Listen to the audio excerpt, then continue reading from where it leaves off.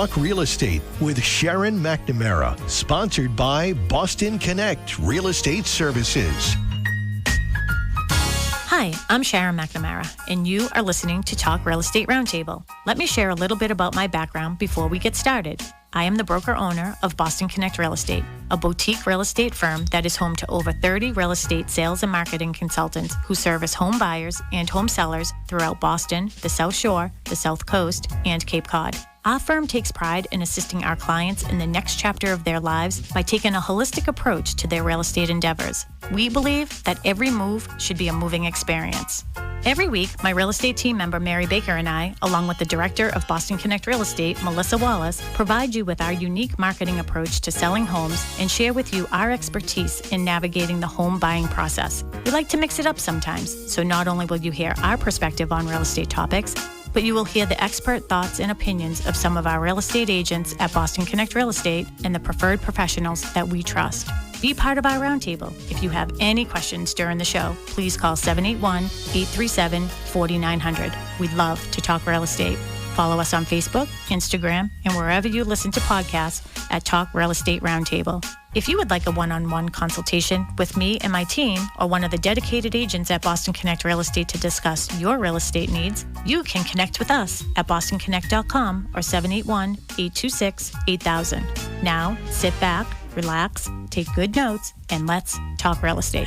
And good morning to all my South Shore neighbors. This is Sharon McNamara. You are, of course, listening to Talk Real Estate Roundtable. I am live in the studio with the one and only Tim. Hello, Tim. Hello. Good morning, Sharon. Good morning. I've seen you like twice in this, like last month, in person. This is terrific. You need to come in more often. I feel like I should, actually. I like being with you, and I love being at WATD. And there's another person that I really, really enjoy having at the studio too. Her name is Christine James. You are really my favorite. Like, I don't even have to butter you up. You are my favorite. Thank you very much. Thank you. Here, please accept that $50 bill. Yeah, I know. I listen to your voice when I listen to the news, and when I'm having conversations with you, do you ever talk to people and there's characteristics of every person I talk to that I say, I wish I had a little more of that. You have a lot of that I wish I had a little more of. Just like that calm, approach and very... Oh, thank you. My husband wouldn't agree with you, but no, most of the time. Well, if there's any characters I have that maybe you would like, my husband would disagree with you as well, too. So don't worry about that. But we do have Christine James here. Everybody on WATD's. Yeah, everyone here knows you. You are the queen of the news here. You've gotten numerous awards. Head news diva. Yes. I didn't know if Tim. Yeah, he said that in a text to me this morning. Many awards and, just for all your newscasting and everything. So great job. And I am delighted that I can just text you anytime I want. Absolutely. But you know what? You know why I felt that I had to be here today when you asked me? Because in the middle of the pandemic, I just happened to mention casually on the air that I was getting a little nervous about my supply of good toilet paper. Not the stuff they were selling made in Serbia that you were wondering if there were like chunks of wood in it. But if they're the real stuff, the triple quilted northern, and you were kind enough to text me and said, I have a big case of it in my basement.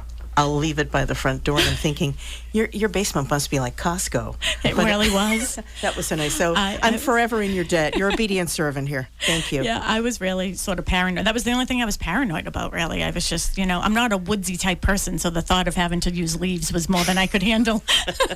Now that we're off to a terrific start, well, I was glad to sit in with you today because you've got something important that you want to bring as much information as possible to everybody who's listening about something that you are passionate about. Yes, absolutely. And that's why I called in the big gun, so to speak, today, because I do take this so seriously and I am very passionate about it. I was asked to be part of the Pembroke Public Safety Committee, Building Committee. And we have some guests with us today to help us, explain what's going on and how we're going to be voting and why we have to go to town hall and all those things. And we had another committee, and I believe it was in 2017. I was on that committee as well. And when I was on that committee, I learned so much about just what our first responders do on a daily basis. And when I understood fully what they were working in and the conditions that they had, I was sort of horrified and embarrassed as a community member that I didn't know. And for some reason or another, that committee sort of faded off, and then a new one was formed, and our former chief, Ken McCormick, reached out to me and asked me, if I would apply to be on that committee, and I did, and I was brought on with a bunch of very, very smart people. They're all engineers and everything. I was like, I'm not even sure why they want me here, but here I am. And very, very passionate about it, because now I'm learning even more and more and more about their conditions. I'm going to fast forward a little bit, or maybe go backwards. I was also just recently asked to be on the master plan committee, and this is when I sort of went into full drive. In 2002, Pembroke did a master plan, and then 20 years ago, it said that the police and fire department were under capacity and hazardous. And I'm going to let our guests sort of talk more about all of that. So that's why I'm so passionate about it. That's great. And let me tell you who are starting our front line. Let's start with Plymouth County Sheriff Joe McDonald. Thanks for joining us today. Thank you for having me, really, Sharon and Christine both. I appreciate it. Oh, glad to have you here 2 days in a row. This is great. We also have the Pembroke Fire Chief, Jason Viveros. Thanks for joining us. Thank you for having me. And from the Police Department, the Deputy Chief, Wendy LaPierre. Good morning, and thank you. Oh, glad everybody could be here. I think what would really help for people, it seems like this is kind of inside baseball for us, because we talk about issues like this all the time, but as you know, it's getting to be a vote that's going to happen at town meeting to pass this proposed public safety building. So, and no matter how much you push this or talk about it, there will be a number of people that will probably say, this is the first time hearing about this, or I don't quite understand. That's just human nature. So just so we know what everybody's talking about, I think it's good to define, and if I make a mistake on this, tell me. It's a 43,000 square foot police and fire station at the intersection of Barker and Washington Street, which is Route 14 and 53, for those of you who are driving down those roads, and a fire substation to be built at Monroe and School Streets. Is that correct? Okay. Right now the cost, $61 million, and that includes $1 million to relocate the Turner House to the corner of the current property. Is that correct? That's absolutely correct. All right, so that's, and it needs 2/3 approval at town meeting, and that's on Tuesday night. Chief Viveros, you and I spoke about this before, about why this was so needed. Now, I'm just speaking anecdotally because I'm not an expert. I've been in the stations. Those things were antiquated in the late 90s, and I can't believe that it's taken this long to still get to this issue. The station was built, we operate mainly out of the station on Center Street. All of our full-time staff is there, and that's where we respond to calls from on a daily basis. It was built at a time when the fire department was very different. We had less than half the staff, and we were responding to a quarter of the calls that we do today. It certainly wasn't built for the mission we have now, and outgrowing the station is just one of the problems with it. There have been, as we've talked about at various public forums, we have structural problems with the building. We have water and mold issues, asbestos issues. We're just not able to adequately carry out our mission with the station we have right now. And don't they have, too, with the different kinds of things that are burning in the fires with chemicals, you need special areas to be able to, I don't know if the word is decontaminate, or clean your equipment and the heavy clothing that you wear. Do you have space to do that? So occupational cancer is a big problem in the fire department. The rates of cancer are much higher than any other occupation, and it's because of the environment we're in, and we're coming out of fires with those carcinogens on our gear. And in the current station, our gear is in the apparatus bay, but the only place we have to wash it, we have to carry all that gear through our living quarters, into a spot in the basement, through the training room, into a spot in the basement. It's just not, it goes against everything we're being told to do to protect our firefighters against occupational cancer. So again, I'm not an attorney, but you're looking at possibly even future liability from something like this if people get sick? That's only one area of Okay. I think the station we're operating out of right now, there's several areas of potential liability, and that's certainly one of them. Okay. And Deputy Police Chief Wendy LaPierre, the police station, always amazed me. But even back in the 90s, I did one of those citizens academies there. How small, confined, cramped, and even then you guys were bursting at the seams. That's correct. So our police department was built in 1978, and we had less than 20 officers at the time. Today we have 32 full-time officers, 18 part-time, 6 matrons, 6 civilian traffic unit, And we do have civilians that work in the station as well. And what kind of problems do you run into with, like, maybe when people who shouldn't be seeing each other or near each other, if a big event happens, or some, maybe whether it's domestic, whether it's a criminal thing, and seems like there's not enough separation in that building? So yeah, if we have arrestees, the law states that they have to be sound and sight proof from juveniles. So if we have a juvenile in the station and an adult, we're not in compliance with that. The men and women should be separated by more than a door. Also, things have changed over the past 20 years. People come to us for many reasons, the mental health, substance use, and they come into our station and they're confined to our lobby. That's the only place that we really have to talk to people, and there's people coming in and out, whether it's dropping off prescription drugs or coming in to report another crime, and I just don't feel that they have the privacy that they need when they have such a delicate issue. And it's interesting, I was thinking back to when you said that with your lobby, which was cramped to begin with, when we were doing that Citizens Academy, which was back in 1999, when we were coming out of there one night, a young mother was in the lobby, and I guess there had been some kind of an incident in home, and she brought her 2 little kids, and I'll never forget, her son was so cute. He's about 4 years old. He's got, the combed wet hair. He's got his bathrobe on. He was very bewildered. He was very upset. He was with his mother, and she was talking to a very kind officer in the lobby about what had happened. But I thought, here we are in our class.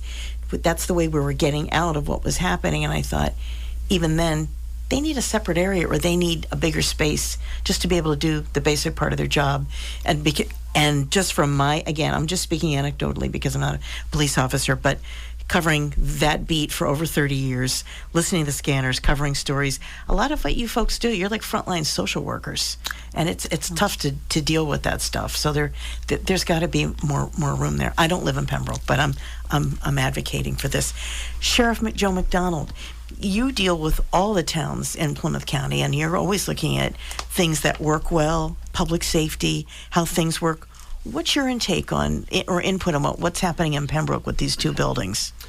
Well, I was, just a little bit about myself, as you correctly point out. I was 10 years an assistant DA, and I'm in my 19th year now as the sheriff. So I've been around a long time, and I've been in a lot of correctional facilities, a lot of police stations, a good number of fire stations. And I will say, having been to throughout the Commonwealth and out of state even, but the town of Pembroke, and it's no reflection on the men and women that work there because they do an outstanding job.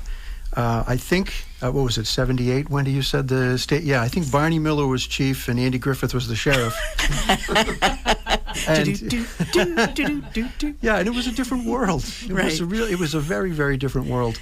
But let me say this, I look at this with an eye toward safety and security, because as the sheriff, my primary mission, as people know, we've got deputy sheriffs that are out throughout the county, but I house inmates, and my job is to keep them safe from environmental threats as well as each other, and to make sure that that area is secure so that they're not getting out when they shouldn't, and no one's getting in that shouldn't get in.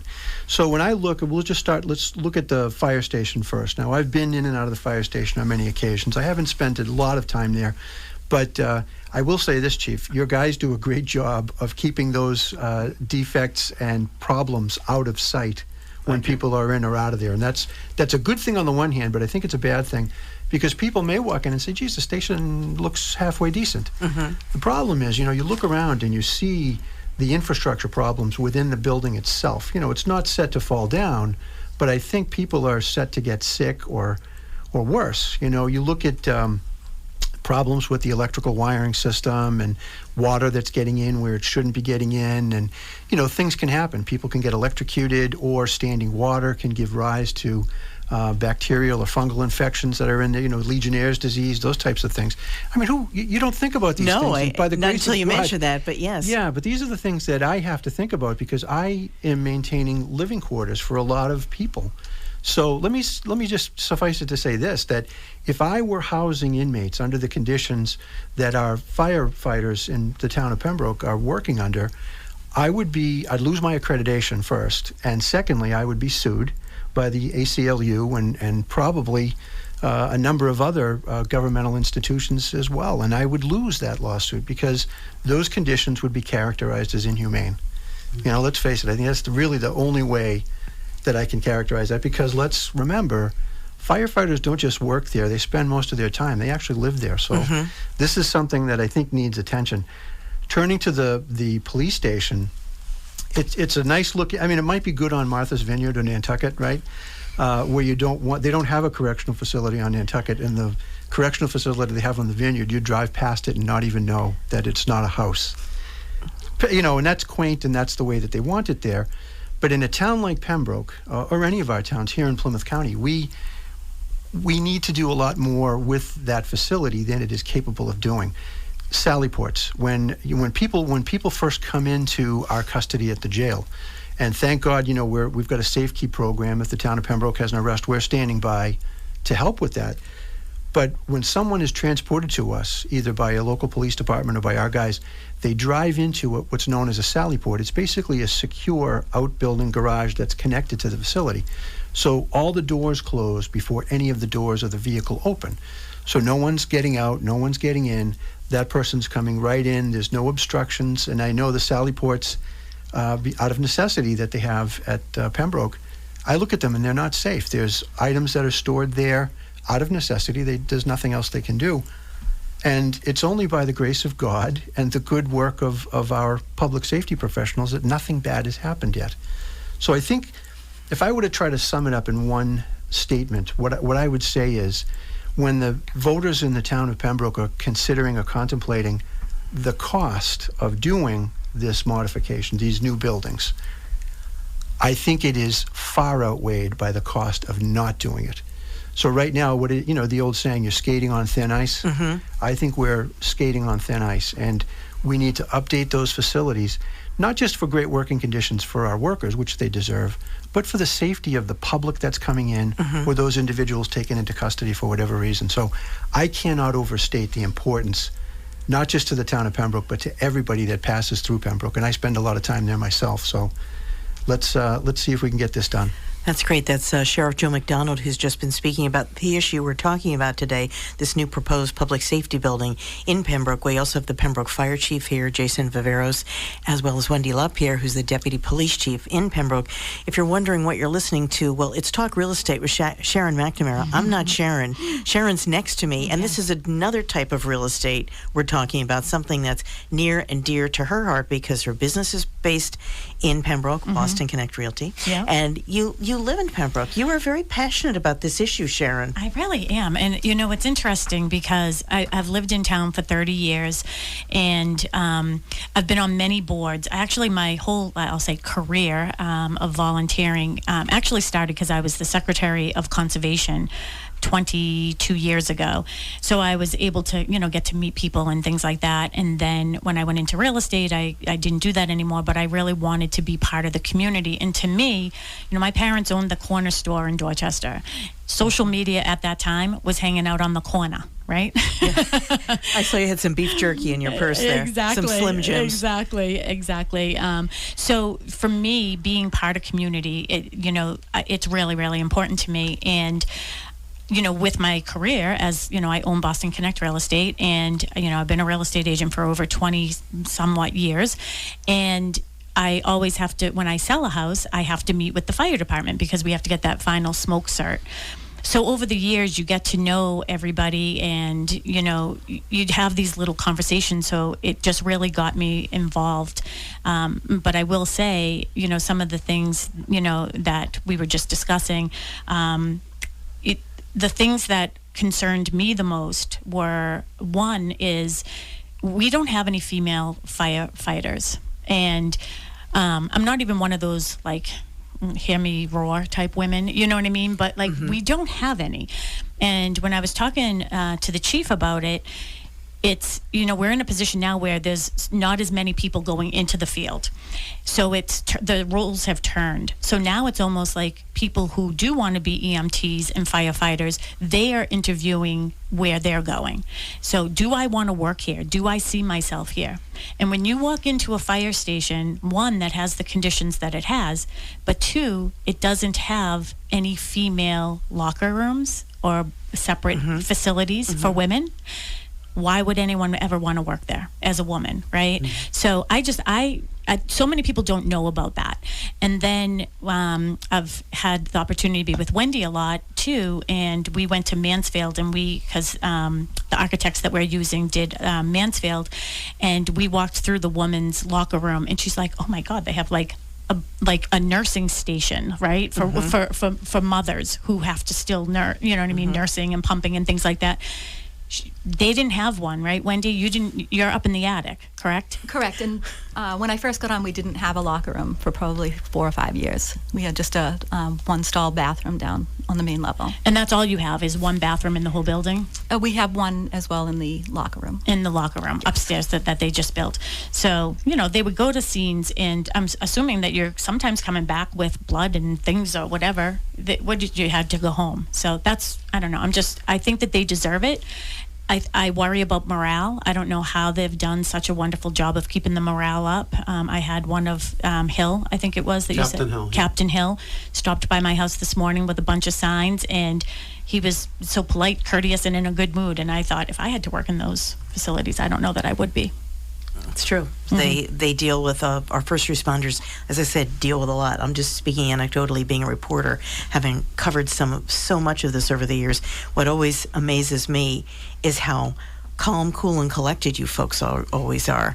Because I think that would be tough. Not only seeing things that could be emotionally depressing, it's tough to deal with, and you're going to be that steady, calm presence in an emergency situation. But that's got to get to you at some point, and it's hard to compartmentalize that. At least I think it would be for me. I have a little more freedom in the newsroom. If we get angry, sometimes there's a lot of yelling that goes on in this building. But that's and you can go into a soundproof room. Yeah, that's pretty accurate. But what I would like to do is like to take a quick break now, and when we come back, let's talk about the nuts and bolts. Let's talk about how much it's going to cost, what it would cost the average homeowner, and a little bit about what the objections are, and let's work through that. But you're listening to Talk Real Estate with Sharon McNamara. I'm Christine James. We'll be back right after this.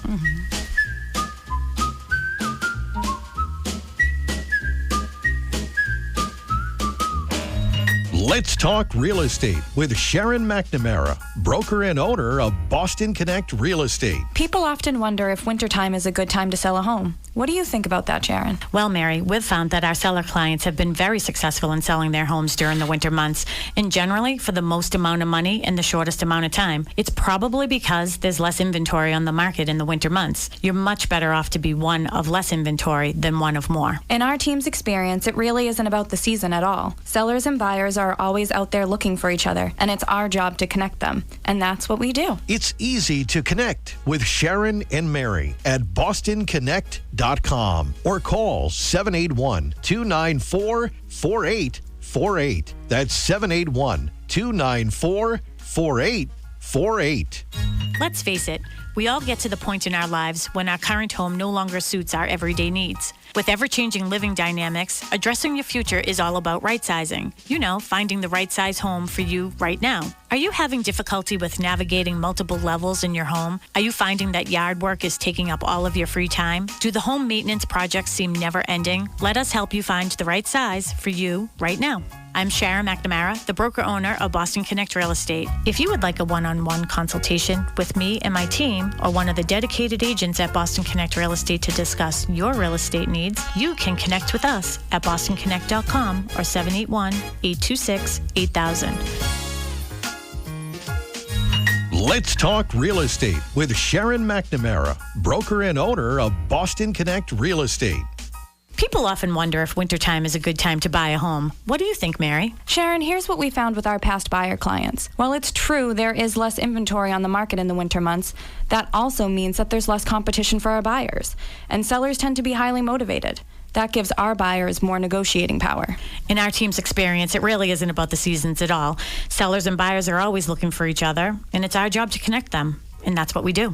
It's easy to connect with Sharon and Mary at BostonConnect.com or call 781-294-4848. That's 781-294-4848. We now return to Talk Real Estate, sponsored by Boston Connect Real Estate Services on 95.9 WATD.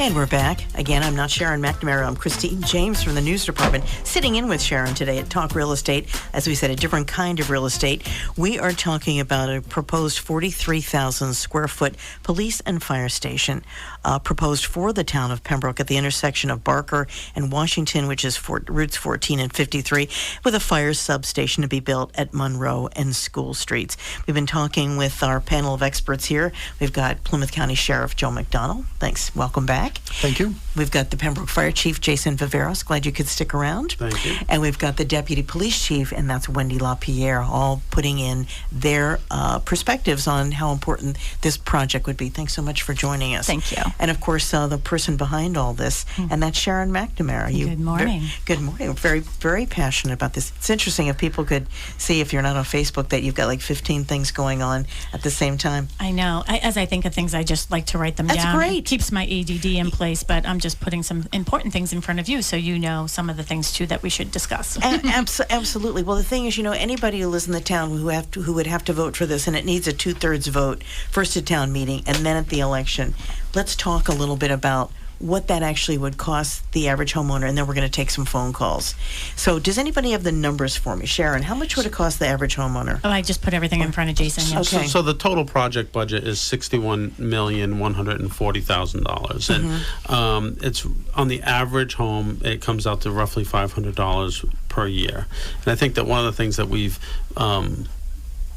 need to get out to the taxpayers. There is some debt coming off. The town manager estimates that debt to be about $183 per household. That will help to offset that expense. Now, is that an override, or is that a debt exclusion override? Meaning it would come off after 20 years, Debt something exclusion. like that. Okay. That's what we're going for. Okay. That's what we're going. Yeah, we're Okay. going for a debt exclusion. Would it be like 10 years, 20 years, something like that? I think it depends how they end up financing Okay. it in the end. But once it's paid off, it will come off your taxes. Okay. Correct. All right. So when you talk about response time and you talk about all these conditions that are not great and are like barely human in the stations, what does that matter to the typical resident in the town of Pembroke? Has this ever caused a problem where, because of what you have to deal with, that you haven't been able to treat someone as best as you can? Has that affected? Give me something. I think one of the big benefits of this project is it's going to help the response times throughout the town. Right now, we have a high percentage of our call volume comes from the northern part of the town, and it takes us a long time to get up there. And the same thing, if we were just to build one station towards the northern part of the town, it would have a detrimental effect on the southern part. So with this project and having a substation on 27 and Monroe Street, it'll help to bring the entire town now will be under 7 minutes, and the majority of the town will be under 5 minutes, and it'll put us within the nationally accepted standards. And it really will help to save lives when we can get to someone in those time frames. It makes a big difference, whether we're talking about a cardiac arrest or where the percentage of survival drops off every minute, or in a fire where it doubles and could potentially double in size every minute. So to bring those people right now who are not really being serviced by the fire department, and to be able to bring them into those nationally accepted response times is very important. And it's interesting, after having been here for over 30 years, I've seen how your fire departments all across the state have changed. When I first started here, I would say 70% of your calls were probably fires, 30% medical. That's flipped, and it's much more medical now. And you guys do so much more complicated and advanced life care. So absolutely, 75% of our calls are EMS related, and the role of EMS changes. It constantly changes, and it's becoming more and more expanded all the time. So it's something that we expect that will continue to change. One of the things in these new stations we've been, community paramedicine and how that's going to change. We have treatment rooms now that will be in each of these stations, and we don't know where that's going to go in the future. But I foresee that the role of EMS will continue to grow. And Wendy LaPierre, the Deputy Police Chief in town, we talked a little bit before about what's lacking in that station. Has that affected the ability of you and your officers to do your job and cost precious time? It has. Most recently, we did interviews for patrol officers on Thursday.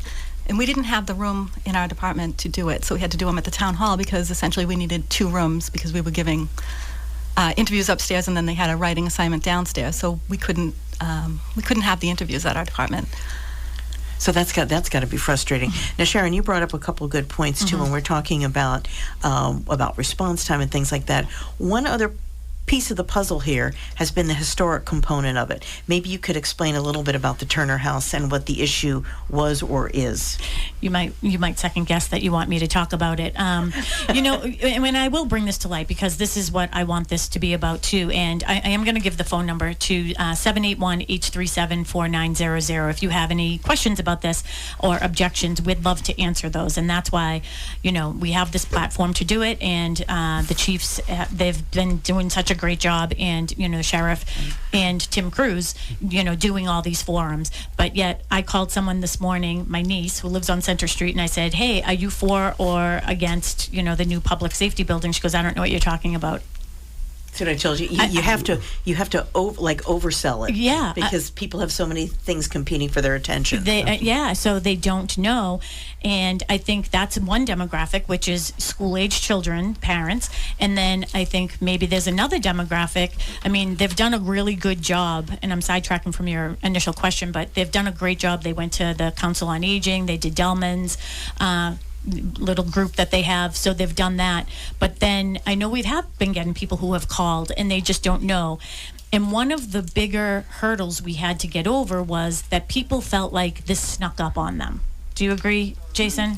Absolutely. The committee had been working for almost 2 years on it. There had been a committee, but people really they don't pay attention to what a committee does, unless information is being brought forward. Exactly. And we didn't have much to bring to anybody at the time because of the Turner House. So the Turner House basically sits, if you were looking at the new proposed building, and we do have this, it's on the Pembroke website, a Pembroke Town Hall website. You just go to the public safety building and everything is there. And then I can post some other things on Pembroke Connect. But if you look at where the building is, I guess from Washington Street, it's sort of the back right corner of the facility itself is where the Turner House sits. So it can't be there. Now, people keep on asking questions about, well, why don't you just, move it here? A lot of people just say tear it down.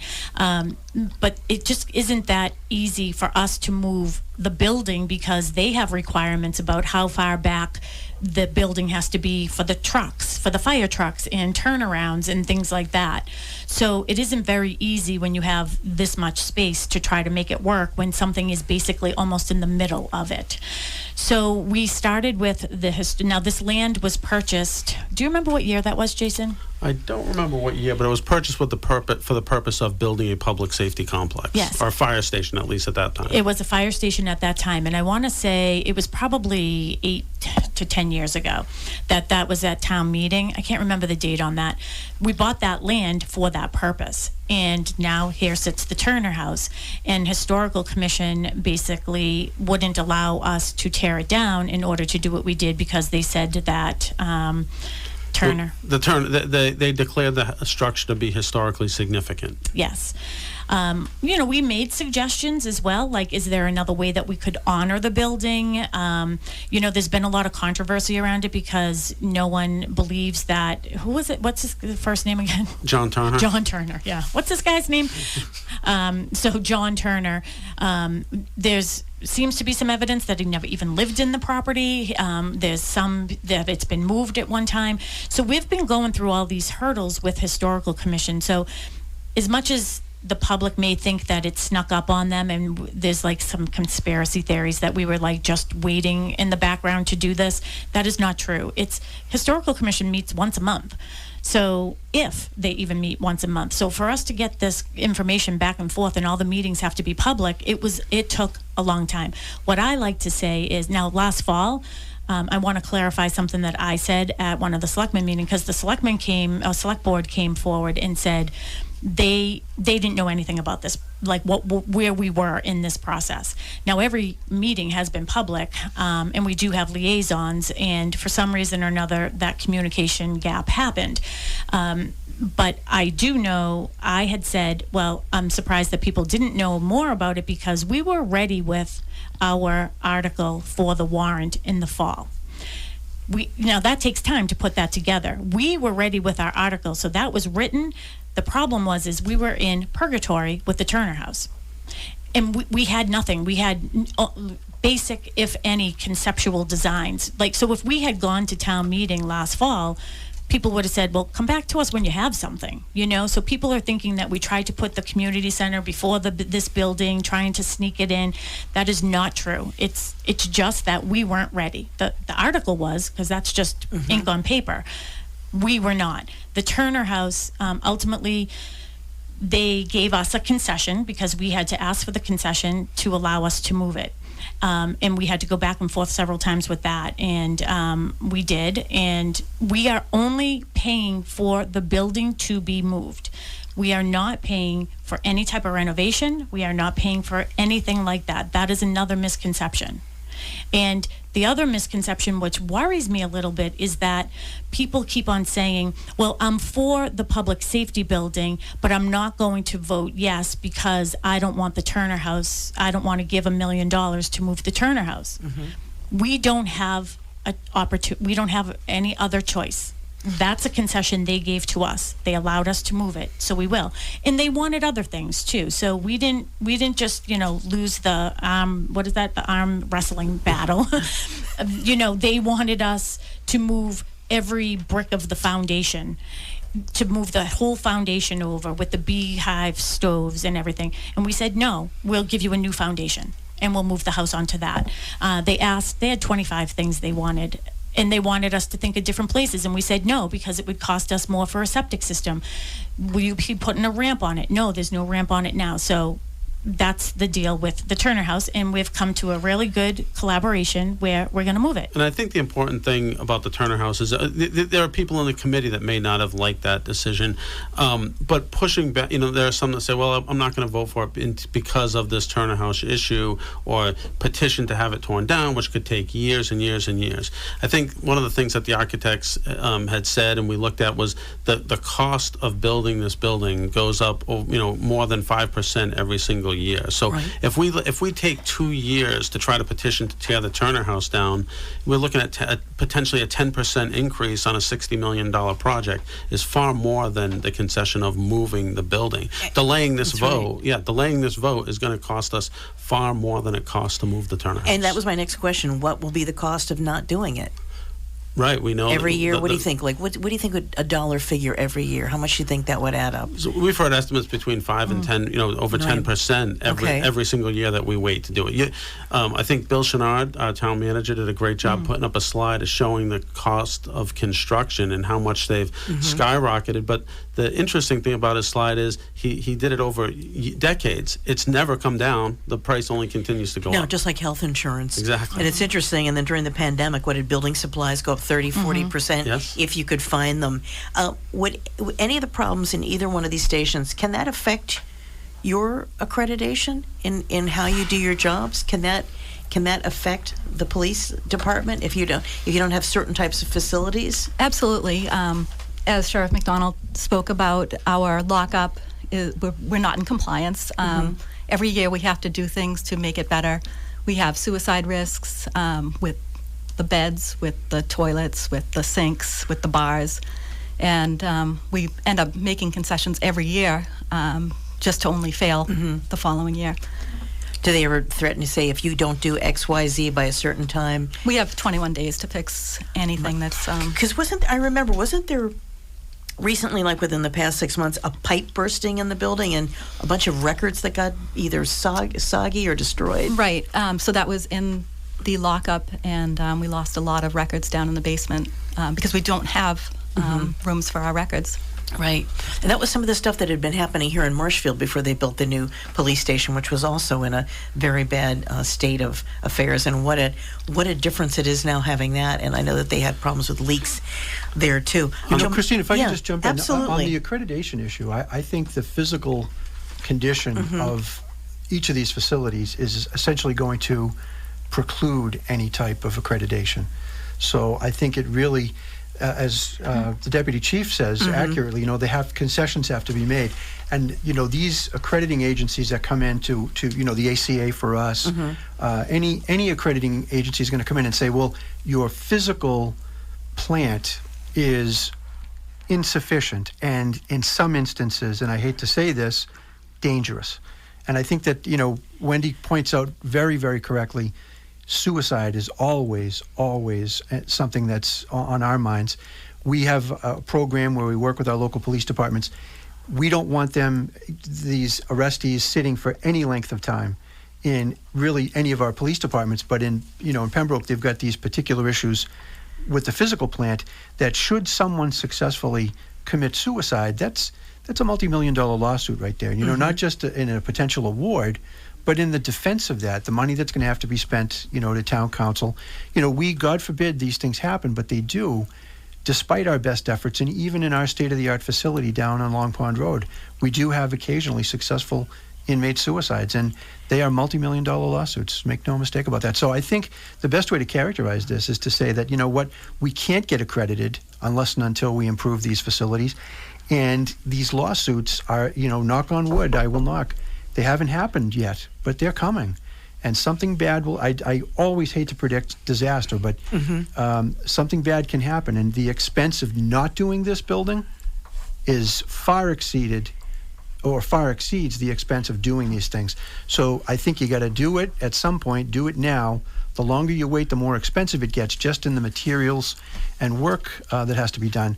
But if anything bad happens, any of these disastrous events take place, that's going to compound and, raise the cost of that project exponentially, not incrementally. Okay, and Sharon, you bring up a very good point, and some of our listeners always want to know too.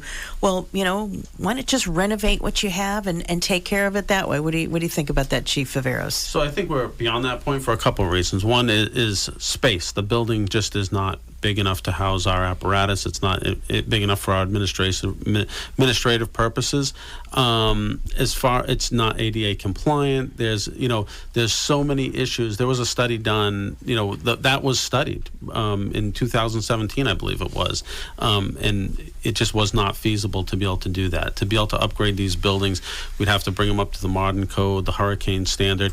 Earthquake standards, and it's not feasible to renovate our structures right now. I know in some towns they were looking at, say in Norwell, they were looking at renovating the town hall, which is an old elementary school, and the cost of renovation would be more than actually building a new facility. Right. Then they would have to be dealing with all these problems, and that was just the estimate. And of course, Wendy, you were just talking about with the police department, you brought up a lot of things that were problematic, and I saw you nodding your head as the fire chief here was speaking about why it just doesn't pay to renovate. No, I have to agree. ADA compliancy has been a huge issue. If somebody walks up to the front door and they're handicapped, they can't open the front door. We don't have a button that automatically opens it. If we have an arrestee that's handicapped, we have no place to put them. It's just, we would have to put in an elevator. We don't have the parking. We have one handicap parking space, which could be used at the town hall because we're adjacent to the town hall. We have new vehicles that are a lot bigger than they were back in 1978, and we just oftentimes we end up parking at the town hall. Now, if this all goes through, if this project goes through with a new public safety building, what will happen to the old stations? So, according to our town manager, ultimately what happens to buildings is up to town meeting. So, but I think at this point, his recommendation would be to sell the station at 172 Center Street and our station on Washington Street. We have a small substation on Route 27, which is currently almost completely utilized by our food pantry, and that they have a really important function in town. And I think the intention would be to allow them to utilize that building to its full potential for that purpose. Now, what about if people want to get behind this, they want to support it, they want to vote for it, they've got to do it twice. They've got to do it at town meeting.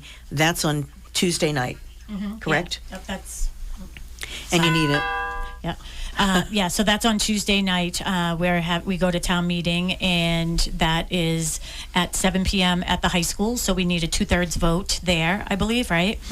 So we need a 2/3 vote there, and I guess I'm just hopeful that I feel that we will be fine there. It's really getting people to the polls. And so that will be Saturday the 13th, where you have to go and vote. And again, this isn't a, Proposition 2.5 where it will stay forever. It is a debt exclusion, so it will come off. I'm actually doing a little Did You Know series on Pembroke Connect right now with different items to educate people. No, with the vote, that's a 2/3 majority at town meeting. But if when you go to the polls to pass it, that's a simple majority. Doesn't have to be 2/3 again. It's simple. Okay. Yeah. Okay. Just so people know, if you've got some callers out there with questions about this or want to chime in, I love that chime you just played. 781-837-4900 is the number to call if you'd like to ask a question or maybe give a comment. Keep it civil, keep it friendly, but give us a call. 781-837-4900. Sharon, what do you think the 5 takeaways are from this whole project? I think the description of what it is, how much it will cost the typical homeowner, how the town's going to pay for it, and what you need to do to make it pass, and what the cost would be probably of not doing this now. And that's one of my concerns is, the cost of not doing it now. And I've been saying we've been kicking this can down the road way too long. And, there have been a couple meetings that we've had. I will say, I like to say my Dorchester in me sometimes comes out, but I want our chiefs to stay calm, so I take on that responsibility.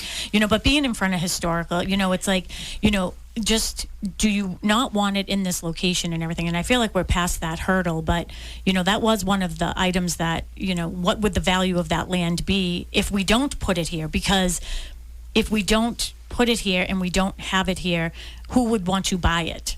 Probably nobody, because I'll tell you, nobody wants to deal with the historical commission if they can't, in that capacity that they can't move it. So I think that that's really important to know. And the longer we wait, as we have been doing, if we had done this in 2020 when they did the master plan, then it would be a different story right now. But I want people to also understand, whenever you're building something new, the overall cost to maintain these properties and things like that, think about it. We'll have new roofs, we'll have new mechanicals. Our guys and girls and women, they have done such a great job of putting a Band-Aid on a big open wound in my eyes. And and they just keep on going and going and going. And that's why I think some people are confused when they keep on saying just renovate it, because they do a good job of making the outside look okay. But you know what? Sometimes, when have you ever peeled potatoes for mashed potatoes? Yes, I have. Sometimes they're rotten on the inside. It's true. Right? So, that's what we have right now, right? So I really am urging people, and I'm really excited for people to come to town meeting, because if you're for this or you're against this, let us know what your objections are, because it's about having our community whole. I never bring in what I do for, on any of my committees, what I do for my career. I am a full-time real estate agent. I own a firm. And I have to say, these types of things are great for a town. Having the new community center is great for our town. We want people to want to be in Pembroke. I've been here for 30 years. I know a real estate agent. I could have moved at any time. I chose to be here because I believe in this community and this town, and the first responders are just wonderful people. And other than what they're doing, they're here today, but I want to let you know, anytime I have an event, it's always fun to bring in, when people, when little kids see, the police officers and the fire, the fire, what do we call you now? Firefighters? Firefighters. I was going to say a fireman. I'm trying to be good. So, fire people. Yeah. The kids love seeing uniform, and I know Wendy has been there several times. I'm going to get Jason on board. Chief McDonald has been there as well. Actually, Sheriff McDonald, when I had my radio show when we were doing COVID, these people not only do their dangerous jobs, they're there for the community to bring us together. Being a judge for my dog, not decorate, but Halloween costumes, So they deserve to be in a place that, is that will keep their morale up and safe. That's what I think. When I saw in 2017, when I saw and the architects talked about the dangers in that building, in the fire department especially, I'm nervous for our guys being in there. Chief Viveros, when people on the street are stopping you or people come into the station and they ask you a question, I mean, we're asking you questions. What question are they asking you, the typical resident?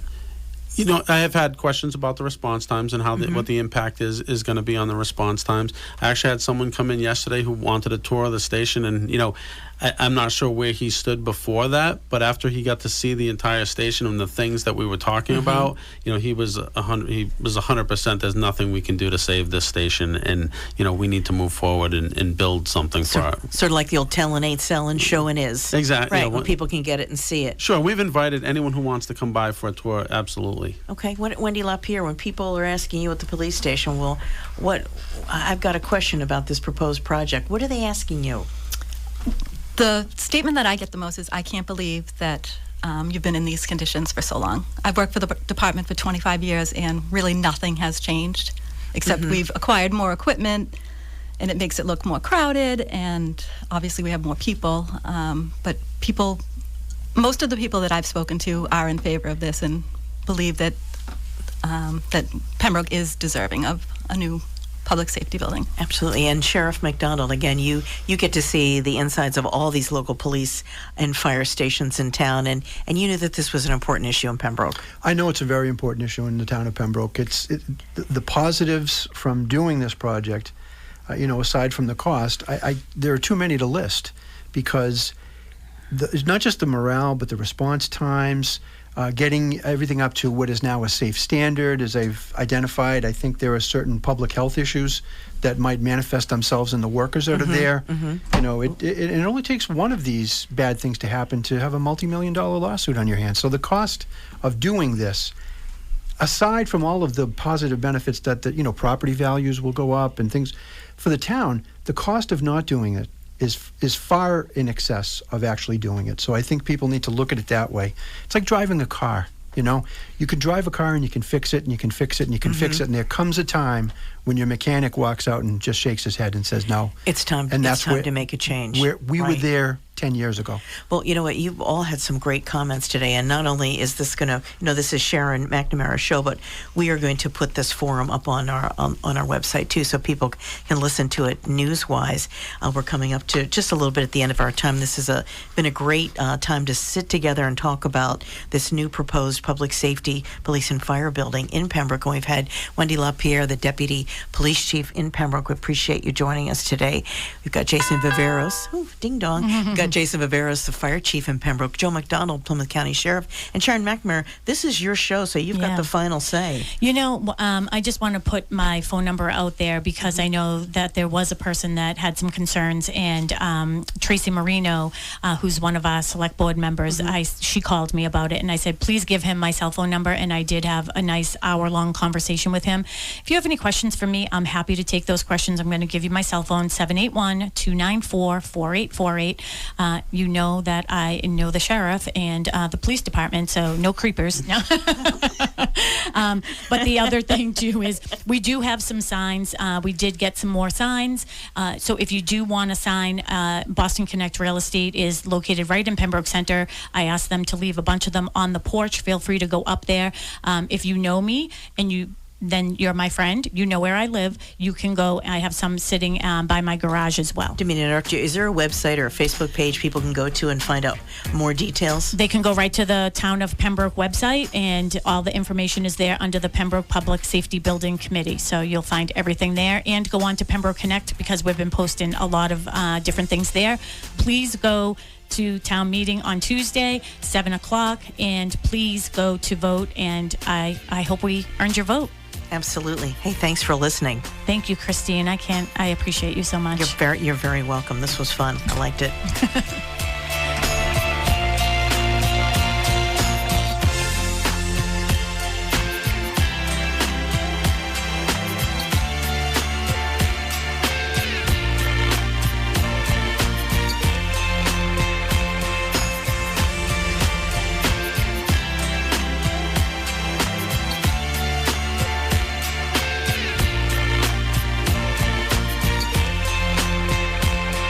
WATD FM Marshfield, WBMS Brockton.